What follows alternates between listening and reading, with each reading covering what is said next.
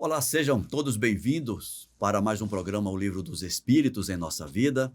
Se você está chegando agora para o nosso programa, nós já estamos acabando, tá? Nós já estamos na conclusão do livro.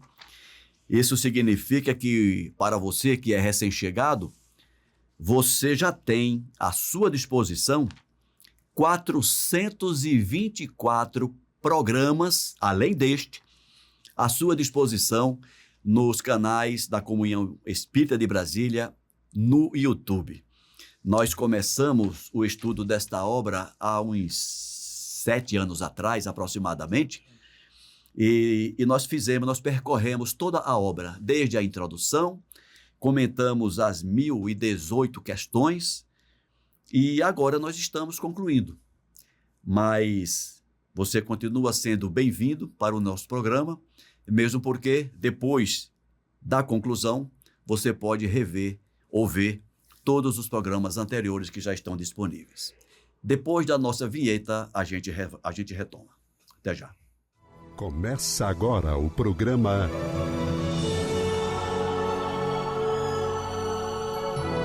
O Livro dos Espíritos em Nossa Vida.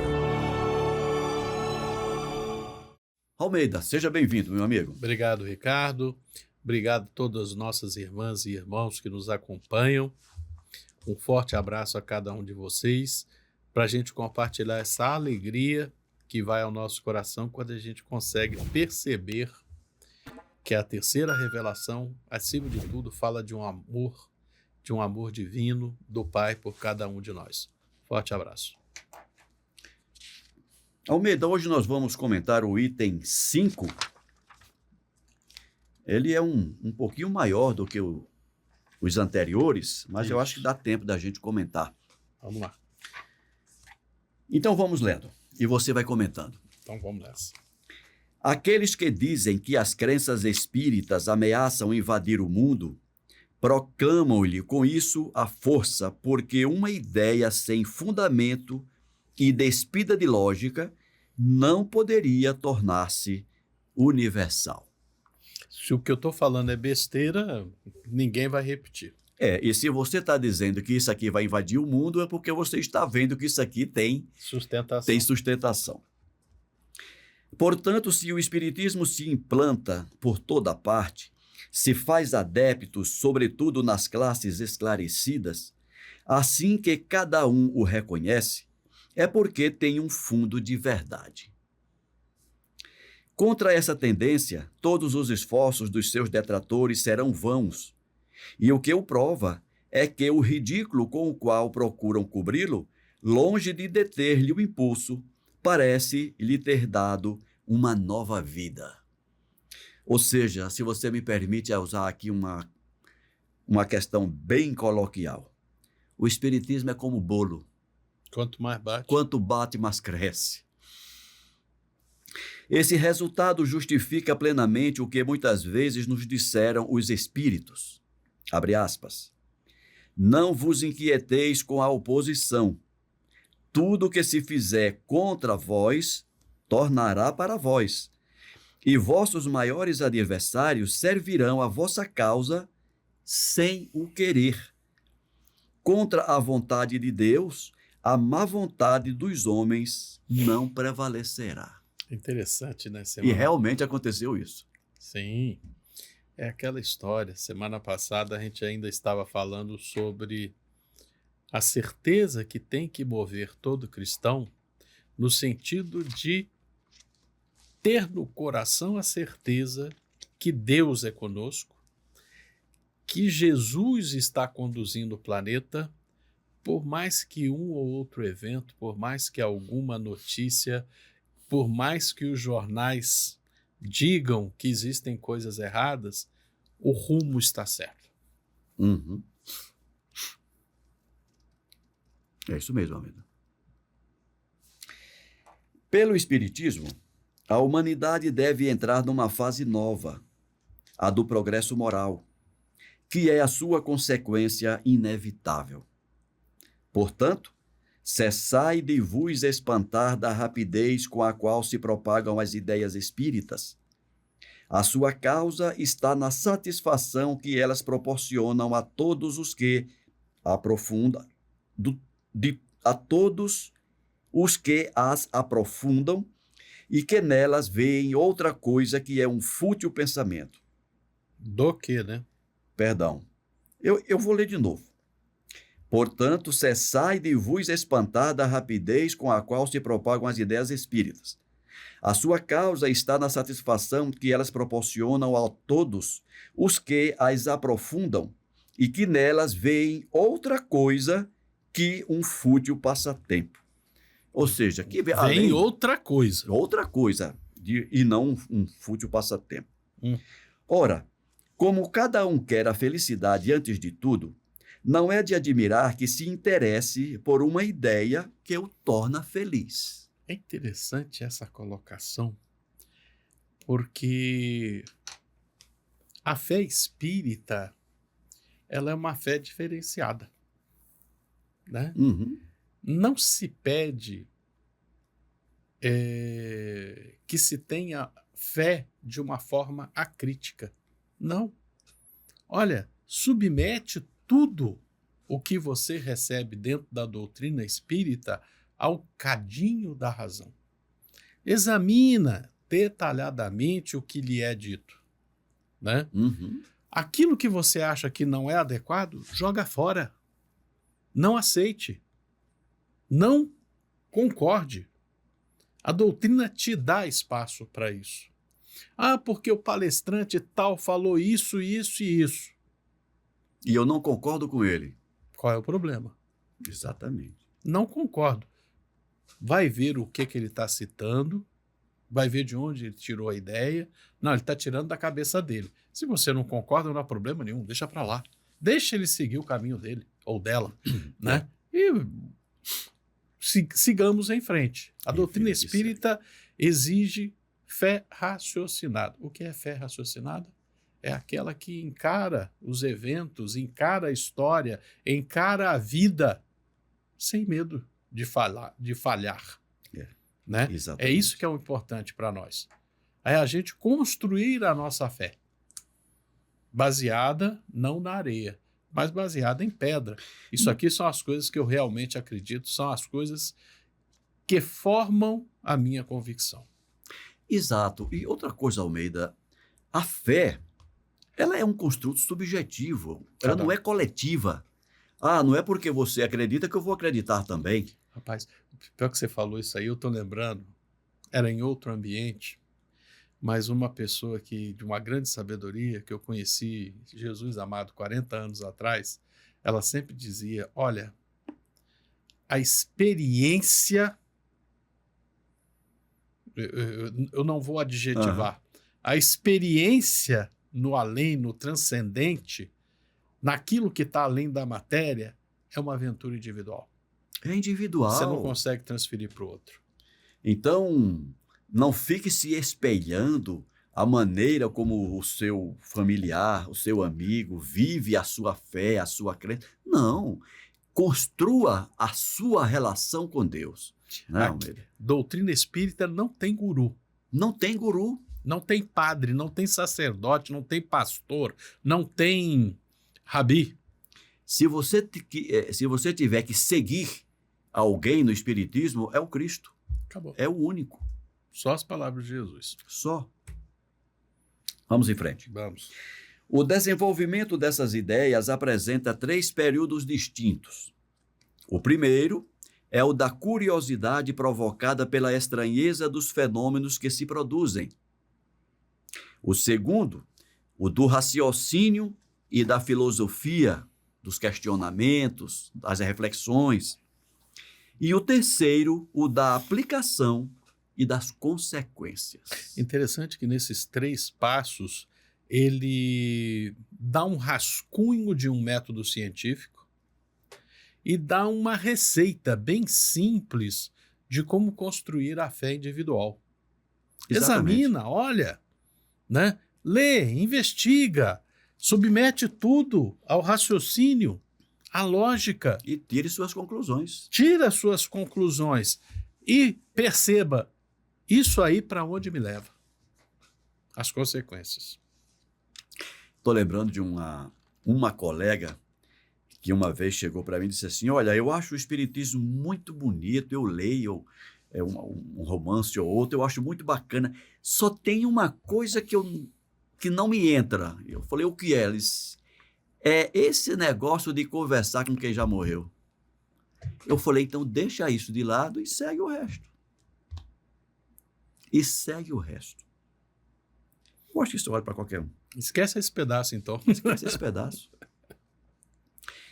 O período da curiosidade passou, depois que você vive esses 3 momentos, né? Uhum. A curiosidade não tem senão um tempo. E uma vez satisfeita, muda de objeto para passar a um outro. Porque se você veio ao espiritismo só por curiosidade, daqui a pouco você está buscando coisa Outra mais coisa. interessante. que você julgue mais interessante. Que você julgue mais interessante. O mesmo não sucede com aquele que recorre ao pensamento sério e ao julgamento. Começado o segundo período do raciocínio da filosofia, né? Começado o segundo período, o terceiro o seguirá, inevitavelmente. O Espiritismo tem progredido, sobretudo, depois que foi melhor compreendida em sua essência íntima, depois que se lhe viu a importância, porque toca o ponto mais sensível do homem, que é o da sua felicidade, mesmo neste mundo. Isso aqui é outra coisa interessante de se falar, né, Almeida? Jesus disse: a felicidade não é deste mundo. Sim. Mas ele não disse que é proibido ser feliz. Não. Ele só está dizendo que a felicidade plena, aquela que ele conhece, a gente não vai ter nesse mundo. Não, Só nos ainda mundos felizes.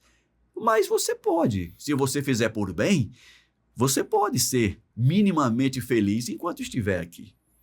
E é interessante que esse minimamente feliz é muita coisa. Já é muita coisa. Agora, o que significa? E por que não é plenamente feliz?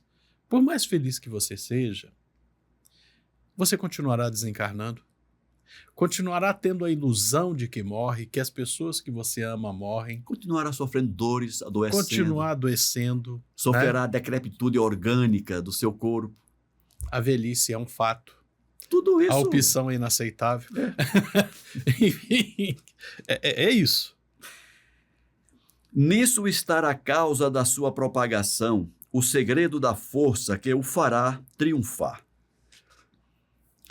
O Espiritismo torna felizes aqueles que o compreendem, até que sua influência se estenda sobre as massas. Mesmo aquele que não teve nenhum testemunho material de manifestação diz: além desses fenômenos, há a filosofia que me explica o que nenhuma outra me havia explicado. Isso aqui merece, né? Isso aconteceu comigo. Merece a gente dar uma parada, porque são tantas as respostas que a doutrina espírita propicia. Por quê? Quando você olha os fatos da vida, eles podem todos ser explicados por intermédio da doutrina. Uhum. Né? E isso não quer dizer que você vai ler um livro, um romance, né? Porque aquele personagem aconteceu isso, isso e isso. Não quer dizer que todos os casos que você vai encontrar na vida de uma pessoa que é manca, nasceu manca, vai ser o mesmo motivo que aquele personagem do romance que você leu. Exato. Não é isso, né? Mas, certamente, qualquer pessoa que nasça com um defeito físico, há uma explicação na doutrina espírita que nós temos uma vida onde cabem várias encarnações, várias reencarnações. Várias existências. Várias físicas. histórias. A história é uma só. O problema é que quando eu vejo só um pedaço dela, que cabe em uma reencarnação, eu não tenho todo o fio condutor. Eu não conheço toda a trama. Não conheço o processo todo. E essa explicação, sim, você pode aplicar em qualquer caso. É isso que está sendo discutido aqui, gente. Continuando. Nela encontro só pelo raciocínio, nela na doutrina espírita, né? Só pelo raciocínio uma demonstração racional de problemas que interessam muitíssimo ao meu futuro. Ela me proporciona a calma, a segurança e a confiança. Me livra do tormento da incerteza. Ao lado dela, a questão dos fatos materiais é uma questão secundária. É interessante isso, porque com muita dor eu registro, você certamente perdeu amigos, perdeu Sim. pessoas queridas, seja pela pandemia, seja por uma gripe, seja por um acidente de carro, seja porque seja. Pela idade mesmo. Pela idade, né? Faz parte da nossa realidade. Mas se eu compreendo que essa minha vida é eterna, que ela teve um começo e não terá fim, significa que o meu próximo também. As pessoas que eu amo e que já se foram, eu volto a encontrar. E elas também têm a história delas. Eu não me despedi de ninguém, não um adeus permanente. É um até logo, é um tchau, né? Daqui a pouco a gente se encontra de novo. Você começa a ver a vida com outros olhos, sob outra perspectiva. Você abandona essa visão, não, uma vida é 80, 100 anos, e compreende, é para sempre. É verdade. Vós todos que o atacais, quereis um meio de o combater com sucesso? Eis aqui. Substituí-o por qualquer coisa melhor. Encontrai uma solução mais filosófica a todas as questões que ele resolve. Dai ao homem uma outra certeza que o torne mais feliz e compreendei bem a importância dessa palavra certeza, porque o homem não aceita como certo senão o que lhe parece lógico. Não vos contenteis em dizer que isso não é assim, pois é muito fácil. Provai, não por uma negação, mas por fatos, que isso não é, jamais foi e não pode ser. Se não o é, dizeis, sobretudo, o que haveria em seu lugar. Essa é uma obrigação àquele que quer fazer uma crítica, né? Ah, não, mas isso aí não vale. Então, o que é que vale? Ah, isso aí não é possível. O que é possível? Não, isso aí é loucura. O que é sanidade? Se confunde, Almeida. Se confunde muito ainda a crítica com uma simples negativa. Criticar é isso. Eu aponto o erro e aponto uma possibilidade de solução. Olha, você está dizendo que é A, eu acho que não é A. Eu acho que isso aí é B. Porque o B é melhor do que o A. Se não for assim, não é crítica. É o que ele está dizendo aqui. Provai, enfim, que as consequências do espiritismo não são de tornar os homens melhores e, portanto, mais felizes pela prática da mais pura moral evangélica, moral que se glorifica muito, mas que se pratica pouco. Eis algo importantíssimo. Kardec tocou na ferida, né? Aqui agora. As consequências do espiritismo não são de tornar os homens melhores e, portanto, mais felizes pela prática da mais pura moral evangélica moral, que se glorifica muito, mas que se pratica pouco. Ou seja, ainda que eu esteja no espiritismo, se eu não pratico, eu não transformo, eu não estou construindo essa felicidade. Se eu não me reformo, eu não estou indo a bom porto. Ainda que o espiritismo esteja correto, minhas ações não o são. Ou seja, no espiritismo não basta crer. Não basta. Quando houverdes feito isso, tereis o direito de atacá-lo.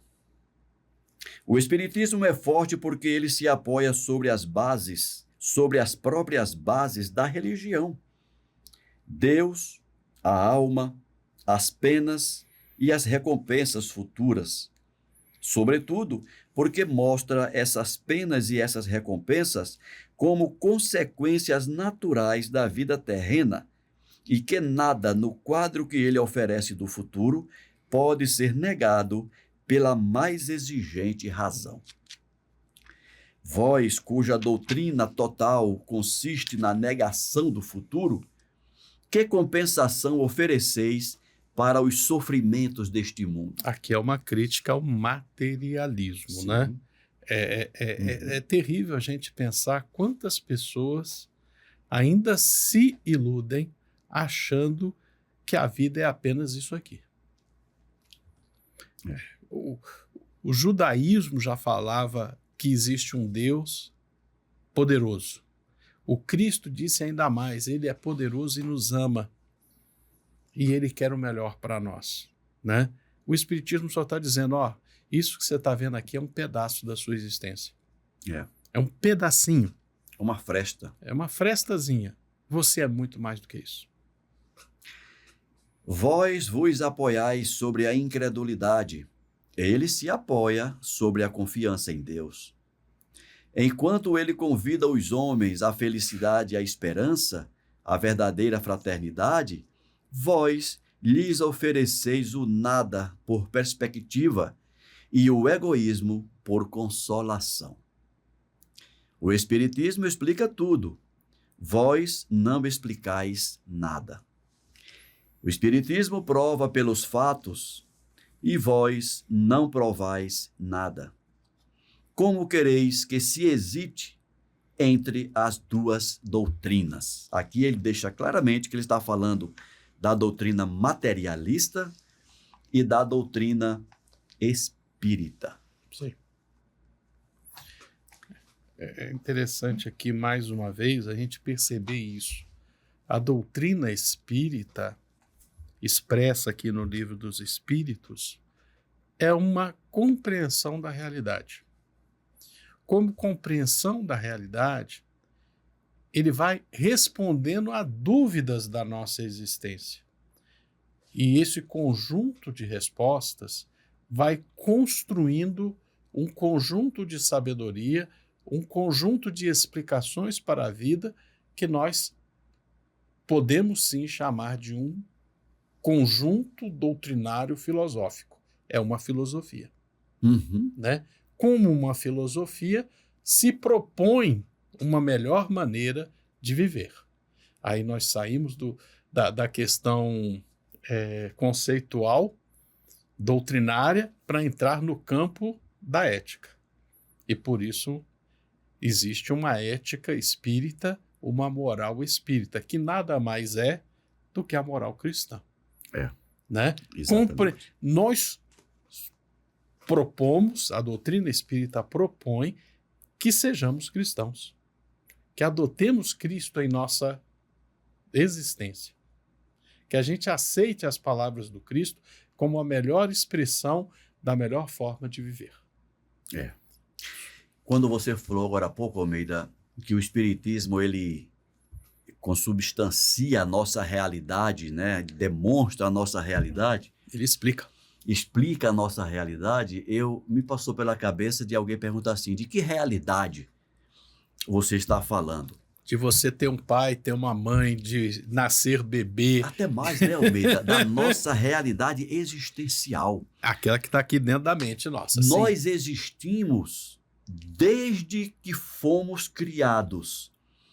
Mas aí talvez aquela que pense que a nossa criação se deu no momento do nascimento, da concepção, do corpo físico. Não. Quando nós falamos em realidade existencial, estamos falando da nossa existência como seres imortais, independentes da matéria, embora precisemos dela por um bom tempo para caminharmos nesse nosso processo de aperfeiçoamento. Enquanto a gente estiver no jardim de infância, a gente vai precisar de corpo material. Dela. E essa é uma questão, é um caminho que vai explicar, por exemplo, Outras questões que já nos foram feitas, certamente a você também. O que é que o Espiritismo tem das ciências? Por que o Espiritismo se diz ser uma ciência, mas a Academia de Ciência não reconhece? E a razão é muito simples, gente. A ciência materialista, a ciência empírica, a ciência acadêmica, ela tem um objeto de estudo, que é a matéria. Uhum. A ciência espírita não estuda a matéria, estuda o espírito, que são os dois grandes elementos da natureza, espírito e matéria, né? Deus criou princípio material, que deu origem ao espírito, Deus criou o princípio material, que deu origem à matéria, definiu as leis que regem os dois princípios, e tudo isso vive e subsiste nos automatismos da natureza, e no que diz respeito ao espírito, não no automatismo, mas no processo de autoaperfeiçoamento, que é o que nós estamos fazendo aqui neste mundo. Mas você quer mostrar alguma coisa? Quero sim. Olha, você tangenciou aí uma questão muito importante, que a ciência, aquilo que se compreende como ciência, ela não vai além da matéria, né? Eu recomendaria aos nossos irmãos, às nossas irmãs, que leiam este livro, né? Este livro não é um livro espírita, é um livro de ciência, é um livro científico. Uhum. Escrito, sim, por pessoas que acreditam na transcendência do ser. E eles vão mostrando cientificamente que a explicação da existência do ser além da matéria não é negada pela ciência.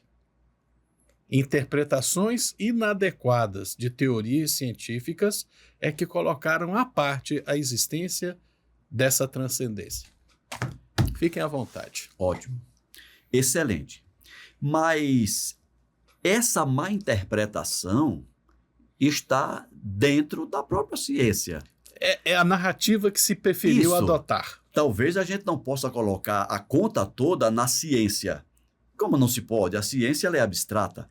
Mas em alguns indivíduos que representam a ciência e que expõem os seus pontos de vista equivocados e que acabam comprometendo todo o conjunto da obra, né? Daí a ser interessante a leitura desse livro, certamente. Com certeza. Almeida, semana que vem a gente continua. Continuamos. Muito obrigado pela sua participação, meu caro. Se gostaram, deixem um ok. Se não gostaram, digam por que não. E, se gostaram, divulguem, porque é doutrina espírita. Forte abraço. Até o próximo programa. Um abraço.